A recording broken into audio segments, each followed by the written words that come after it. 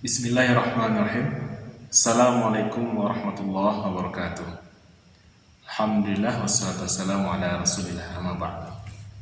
Baiklah anda sekalian, pada kesempatan kali ini kita akan melanjutkan materi kita dalam ilmu tafsir, masih dalam bab yang kedua, yaitu tentang mukjizat Al-Quran. Nah, kita lanjutkan membaca kitab kita. Silakan dibuka bukunya pada halaman keempat ya, untuk Al-Mabahas Tsani, bab yang kedua. Halaman keempat dengan judul Wujuhu I'jazil Quran. Wujuh I'jazil Quran. Wujuh artinya adalah itu kata jamak dari kata wajhun, yang berarti bentuk. Maka wujuh adalah bentuk-bentuk. Nah, i'jaz Al-Quran, bentuk-bentuk kemukjizatan Al-Quran itu. Bagaimana Al-Quran itu melemahkan orang-orang yang menentang kebenaran Al-Quran itu datang dari Allah Subhanahu wa ta'ala. Nah, kita baca.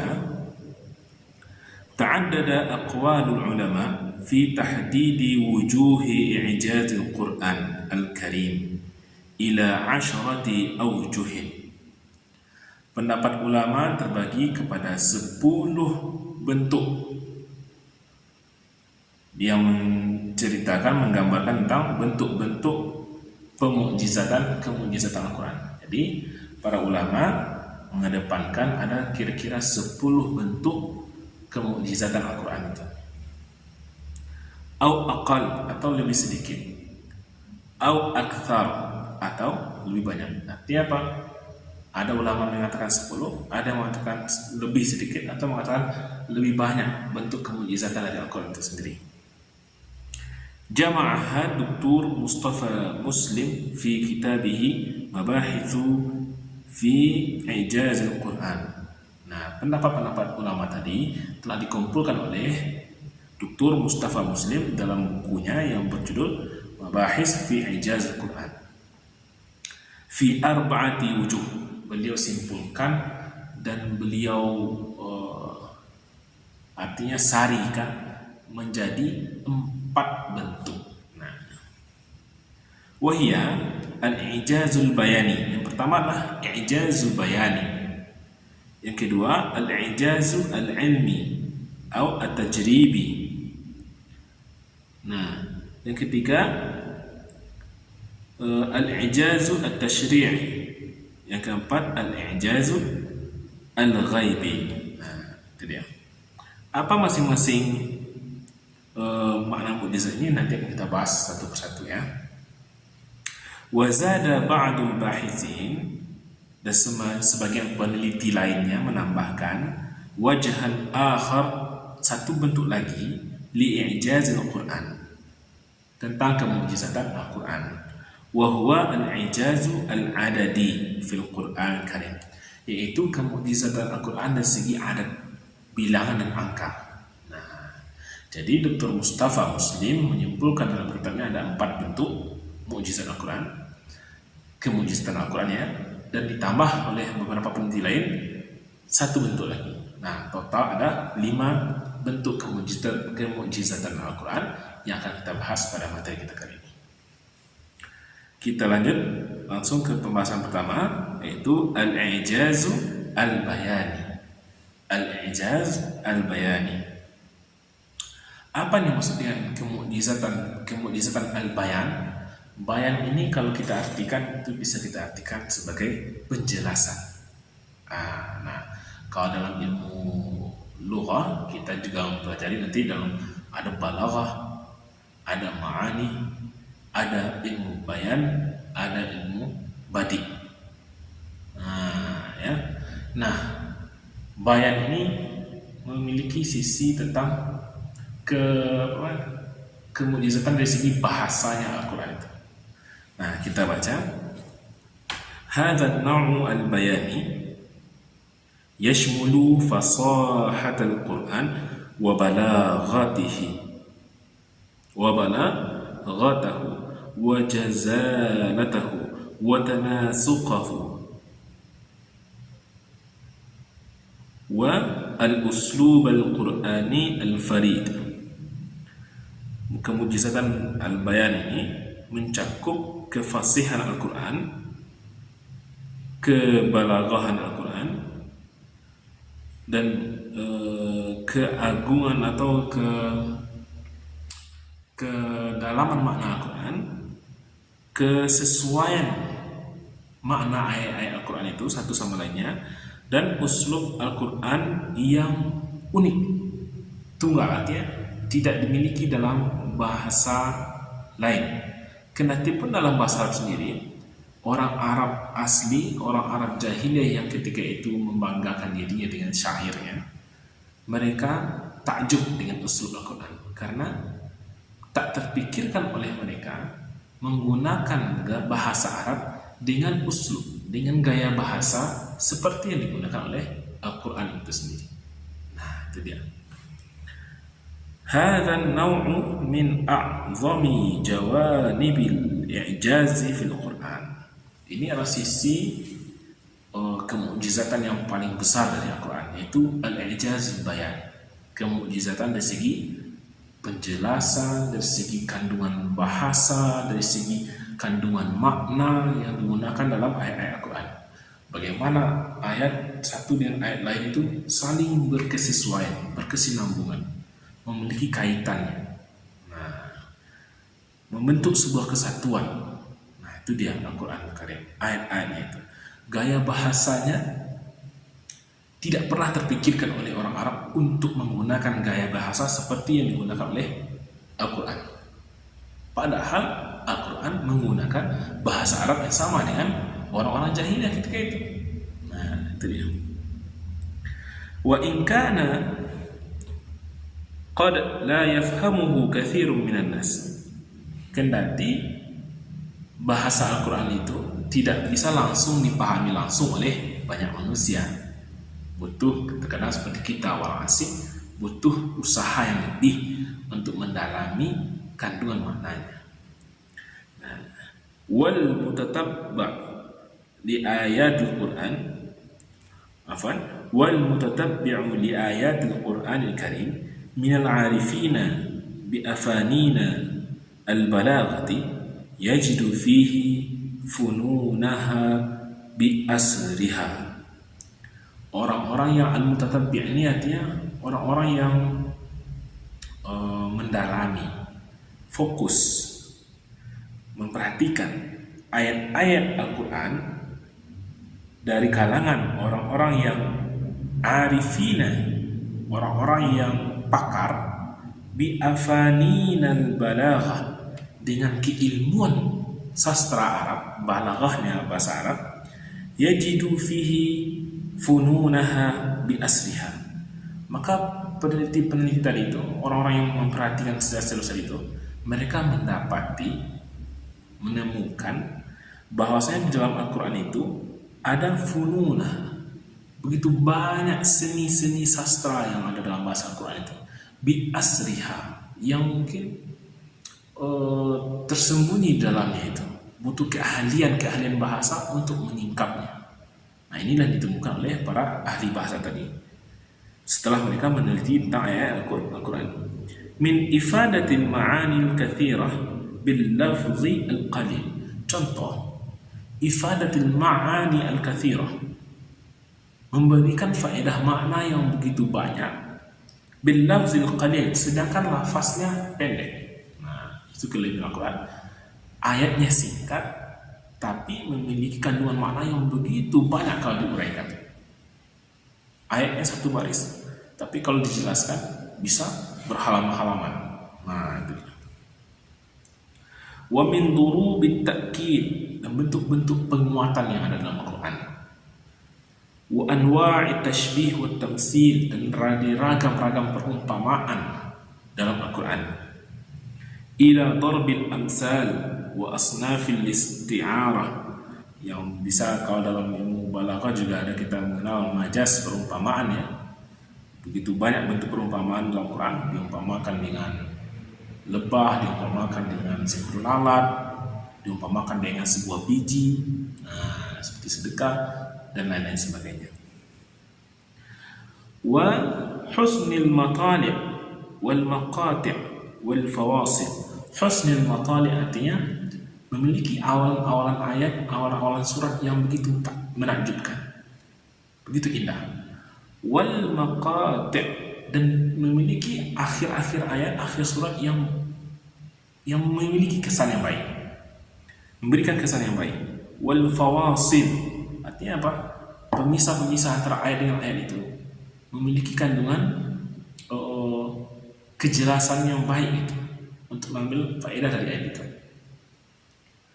Wa taqdim wa ta'khir, dan keindahan Al-Quran juga dari segi kadang di satu ayat mendahulukan satu kata, mendahulukan pembahasan tentang Tuhan, namun di surat dan ayat yang berbeda justru diakhirkan. Nah, at-taqdim wa ta'khir, kadang didahulukan, kadang diakhirkan, itu memiliki faedah sendiri dari segi bahasa Al-Quran. Wal fasli wal wasli ila ghairi dzalika min anwa'il fununi al-balaghiyah, dan begitu banyak lagi dari segi-segi ilmu-ilmu seni-seni dalam ilmu balaghah yang terdapat dalam bahasa Al-Quran. Bihaitsu la yaqdiru ahadun minal bulagha, saking banyaknya keindahan dari segi seni sastra bahasa Al-Quran itu, tidak ada satu orang pun minal bulagha, orang-orang yang ahli dalam sastra Arab, ayatiya bimisli, yang mampu mendatangkan seperti Al-Quran. Nah, jadi para ilmuwan-ilmuwan yang sekarang yang hidup itu, ketika mereka membaca Al-Quran, mereka hanya mampu mencernanya sedikit demi sedikit, di mana mereka takjub dengan mendapati begitu banyak seni sastra dalam bahasa Arab yang terdapat dalam Al-Quran. Sementara mereka tidak mampu untuk membuat karangan mereka sendiri yang mirip dengan Al-Quran.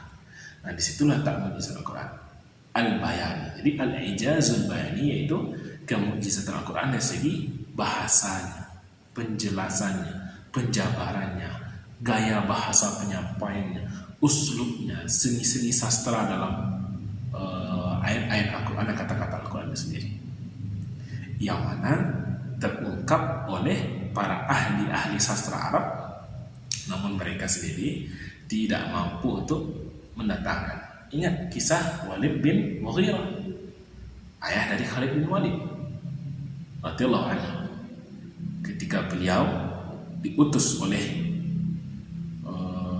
para pemuka Quraisy untuk menemui Nabi Muhammad SAW mendengarkan tentang Al-Quran.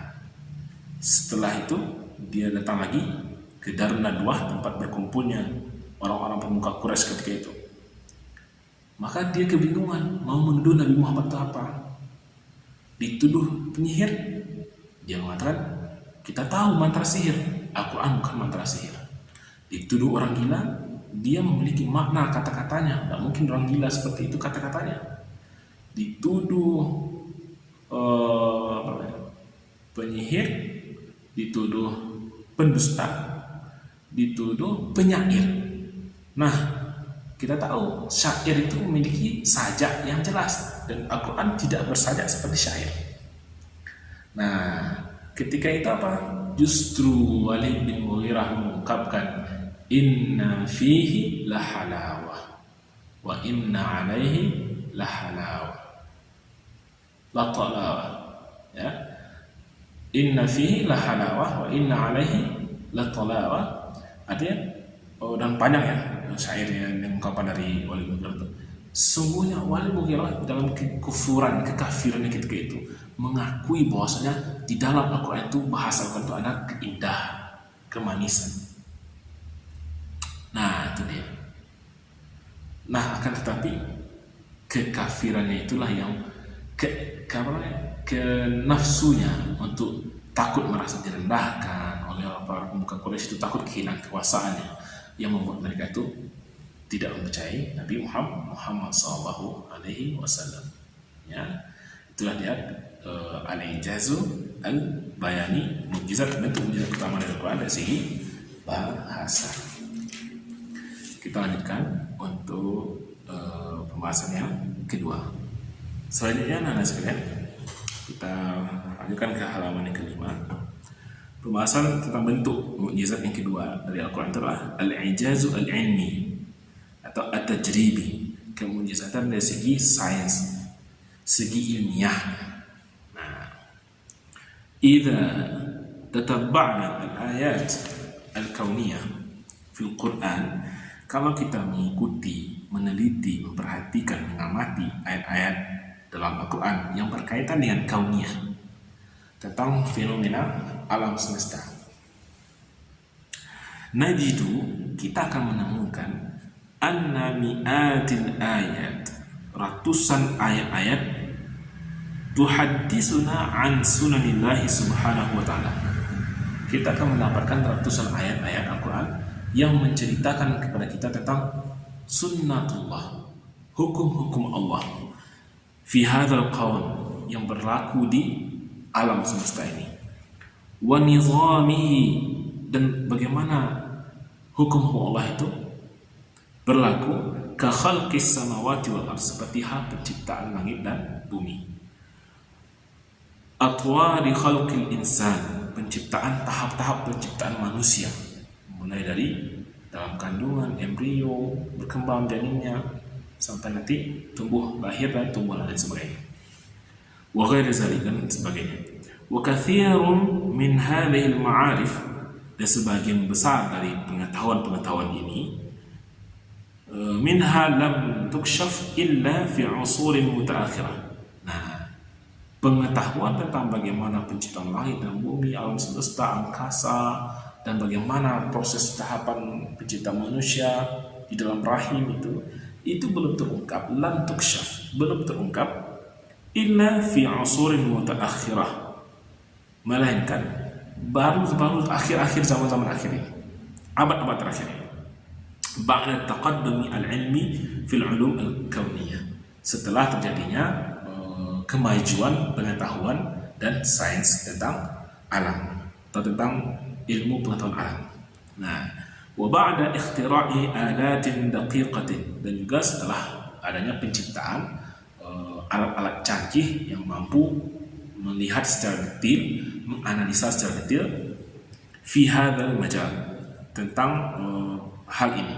Nah, sudah ada teropong, sudah ada teleskop, sudah ada seperti alat USG ya untuk melihat, dan perkembangan yang 3D macam-macamnya baru bisa terungkap. Nah, fahadha dalilun ala al-Quran, sementara hal yang baru ditemukan tadi oleh ilmu pengetahuan tadi itu sudah jauh hari, 1400 tahun yang lalu, 14 abad tahun yang lalu, telah Allah ceritakan, gambarkan secara detail bahkan dalam Al-Quran. Jadi 1400 tahun yang lalu Al-Quran telah mengungkapkan temuan ilmiah yang baru terungkap akhir-akhir abad ini oleh para manusia. Maka hal ini membuktikan apa?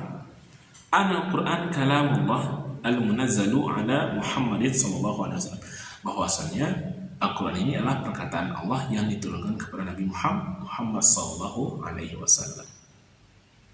Karena mustahil di zaman Nabi hidup ada orang yang ahli yang bisa mengetahui bagaimana angkasa di sana, karena belum ada yang bisa melihat ke angkasa, meneropong dan lain-lainnya. Nah, tapi di hari itu, di saat itu, Al-Quran telah menceritakan bagaimana penciptaan dan bagaimana cara kerja angkasa alam semesta itu, di angkasa benda-benda langit itu. Nah, itu dia. Nah, itu yang kedua, mukjizat dari segi ilmiah atau sains. Kita lanjutkan yang ketiga. Yang ketiga ya, al-i'jazu at-tashri'i, kemujizatan dari segi at-tashri'i, pensyariatan, dari segi syariat Islam. Ini berkaitan dengan agama, syariat agama. Hadha an-naw'u at-tashri'i yashmulu i'jaz al-Quran fi masail al-aqidati wa al-syari'ah wal akhlaq, fi masail al-aqidati wal syari'ah wal akhlaq. Nah, di sini kemujizatan dari segi syariat maksudnya apa? Mencakup kemujizatan Al-Quran dari segi permasalahan-permasalahan akidah dan syariah dan akhlak. Innal ususa al-aqidata wal akhlaqiyah wal qawa'id at-tashri'iyyah as-samiyah allati tadammanaha al-Quran al-Karim takhruju an tuqil bashar. Artinya bagaimana syariat Al-Quran itu, ketercakupan syariat Al-Quran itu dari dasar-dasar akidah, akhlak, kaidah-kaidah dalam pensyariatan, hukum-hukum syariat, hukum-hukum agama yang bernilai tinggi itu terdapat dalam Al-Quran, yang mana mustahil itu adalah hasil dari tuqil bashar, itu hasil dari pemikiran karya seorang manusia. Ihaqatan wa diqqatan wa syumulan, dari segi ketercakupan syariat ini membahas semua aspek kehidupan. Diqqah, tidak hanya luas mencakup semua aspek, bahkan mendetil di setiap aspek kehidupan. Wa syumulan, bahkan mencakup semua aspek kehidupan itu mustahil keluar atau hasil dari sebuah buah karya seseorang manusia. Nah, Al-Quranul Karim masdarun tasyri'iyyun mutakamil. Al-Quran Karim itu adalah sebuah sumber pensyariatan yang sempurna, yang saling melengkapi satu sama lainnya dalam Al-Quran itu. Yahdamu bitarbiyatil fardi, yang memfokuskan, memperhatikan tentang pendidikan karakter seseorang. Wal mujtama, perorangan dan mujtama, sosial, kemasyarakatan. Thumma yad'uhum, kemudian mengajak masyarakat tadi, setiap individu, lil tizami bisyara'ihi, untuk disiplin dengan syariat-syariatnya itu, baik itu fil ibadat, dalam hal ibadah, ritual ibadah, wal muamalat, dalam hubungan interaksi sama manusia, wal akhlaq, dan akhlak, litahqiqil sa'adati fid dunya, tujuannya lah untuk menciptakan kebahagiaan di dunia, wal fauzi wan najati fil akhirah, dan kemenangan dan keselamatan dari neraka ketika di hari akhir. Nah, mujizat yang ketiga ini artinya apa? Al-ijaz tasyri'i, kemujizatan Al-Quran dari segi syariat yang ada dalam Islam. Bagaimana syariat Islam itu membahas semua aspek kehidupan, baik itu dari segi pendidikan, ekonomi, dari segi politik, dari segi jihad peperangan, dari segi pernikahan, bahkan semuanya dibahas oleh Al-Quran. Dan Al-Quran membahasnya diqqah, secara detail, semua dibahas secara detail, dan tak ada luput dari penjelasan Al-Quran. Tidak ada satu hal pun yang terjadi dalam kehidupan kita ini yang luput dari Al-Quran. Walaupun secara gamblang, secara detail tidak disebutkan terkadang dalam Al-Quran, tapi ada dasar pengetahuannya, dasar meletakkan syariatnya di dalam Al-Quran itu, baik dalam hal akidah, akhlak, dan lain sebagainya, muamalah dan lain sebagainya. Nah, itu semua ketercakupan dan kesempurnaan Al-Quran ini dan syariat Islam ini, itu mustahil adalah sebuah hasil karya pemikiran seorang manusia. Buktinya apa? Kita lihatlah undang-undang yang ada di setiap negara yang dihasilkan oleh sekelompok orang yang bermusyawarah dalam sebuah majelis. Namun walaupun sudah berpuluh orang, beratusan orang yang memusyawarahkannya, tapi masih tetap memiliki kekurangan yang bisa diganti. Nah, itulah hasil karya manusia, memiliki kekurangan. Sementara Al-Quran tidak memiliki sedikit pun kekurangan, karena semuanya yang ada dalam syariat Islam diperuntukkan agar diikuti oleh semua manusia untuk mencapai kebahagiaan di dunia dan di akhirat, dan keselamatan dari neraka ketika di yaumil akhir. Nah, itulah kemujizatan Al-Quran segi syariat. Yang keempat, al-ijazu al-ghaibi. Hadha an-naw'u, apa itu al-ghaibi ini? Nah, kita baca ya. Nah, ini berkaitan dengan hal-hal yang gaib, artinya di luar jangkauan pengetahuan manusia. Artinya Al-Quran itu menyimpan, mengandung, bahkan menceritakan, mengkisahkan kepada kita, mengabarkan, memberitahukan kepada kita manusia hal-hal yang gaib, artinya di luar ketercakupan akal akal logika pengetahuan seorang manusia. Nah, hadha an-naw'u al-ghaibi yashmulu akhbar al-Quran bi ghaibil madhi. Hal-hal yang gaib di sini maksudnya apa? Al-Quran mampu menceritakan tentang hal-hal fil madhi, hal gaib yang telah berlalu di masa lalu, terjadi di masa lalu. Kita tidak tahu apa yang terjadi di masa lalu. Nah, dan itu terbatas, tidak bisa kita mengetahuinya secara pastinya. Tapi Al-Quran menceritakan kita dengan pasti kebenarannya tentang apa yang terjadi di masa lalu. Wal hadir, dan yang sekarang terjadi. Nah, wal mustaqbal, bahkan Al-Quran bukan memprediksi atau meramal, tapi Al-Quran menceritakan dan menggambarkan bagaimana masa yang akan datang itu akan terjadi. Walaupun tidak secara detailnya, ya, tapi ada gambaran dari Al-Quran bagaimana tentang masa lalu, sekarang, dan masa yang akan datang. Itu semua di luar kemampuan logika manusia. Maka itu dikatakan dengan hal yang gaib. Nah, itulah kemujizatan yang keempat dari segi Al-Quran, dari yang terdapat dalam Al-Quran. Wa misal zalika tahaddusu al-Qur'ani an tahaddasa al-Qur'anu an masiri Abi Lahab. Seperti halnya Al-Quran menceritakan tentang bagaimana akhir hidup Abu Lahab ketika di hari akhir nanti, di mana diceritakan wa imra'atuhu, dan bersama masiri Abi Lahab wa imra'atihi, dan istrinya, bi khuludihima finnar, bahwasanya mereka itu berdua kekal di neraka. Ini ya, kita bayangkan Al-Quran ini turun di zaman Nabi SAW. Ayat ini surah Al-Lahab turun di zaman hidup Nabi SAW, dan Abu Lahab pun ketika itu masih hidup bersama istrinya. Al-Quran menceritakan ketika itu kepada Abu Lahab bahwasannya nanti di hari akhirat mereka berdua, Abu Lahab dan istrinya ini, akan kekal di neraka. Ketika kabar ini tentang masa akan datang ini didengar oleh siapa? Abu Lahab ketika itu dia masih hidup. Nah, kama jaa fi qawlihi, sebagaimana dalam surah Al-Lahab, ya, laqad haddadatil ayatul karimah masira Abi Lahab fid dunya wal akhirah. Ayat ini telah memberikan pembatasan, menentukan bagaimana akhir kehidupan dari Abu Lahab dan istrinya semenjak di dunia. Nah, padahal ketika itu dia masih hidup. Nah, di mana letak juga di sini ya? Wa kana Abu Lahab min asyaddil mu'anidina. Abu Lahab itu adalah penentang yang paling kuat terhadap ke Rasulullah Muhammad SAW. Walam yu'min wa mata al kufar, dan dia tidak beriman sampai dia mati ketika dia dalam keadaan tidak beriman. Artinya apa, anak sekalian?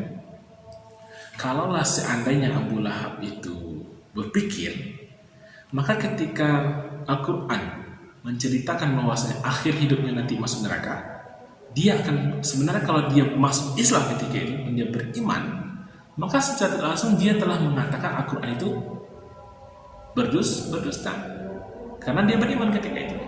Nah, tapi karena dia itu tidak beriman justru ketika itu, dan dia malah mati dalam keadaan kafir, ini membuktikan tentang bagaimana Al-Quran mengetahui masa yang akan datang.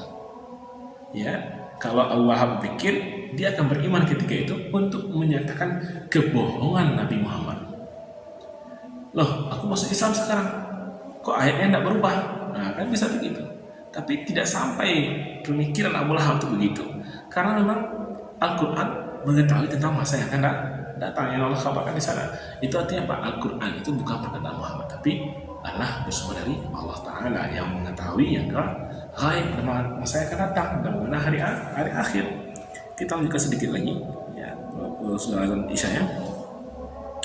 Faqad amana ba'dul mu'anidin lil Islam ka Umar bin Khattab. Sementara sebagian orang-orang yang awal menentang Islam sudah masuk Islam seperti Umar bin Khattab wa ghairihi dan selainnya. Tsumma amana bir Rasul. Kemudian Umar pun beriman kepada Rasulullah SAW. Fa kaifa yaqulu Quran bi khuludi Abi Lahab fin nar? Bagaimana mungkin Al-Quran mengatakan kekekalan Abu Lahab di neraka ma'a imkanil imani bi Rasul, ke Umar bin sementara ketika itu ya Al-Quran menyatakan telah menghukumi kekekalan Abu Lahab di neraka, sementara ketika itu ada kesempatan bagi Abu Lahab untuk beriman. Seperti halnya Umar yang awalnya menentang Islam ke Rasulullah SAW, tapi kemudian dia masuk Islam.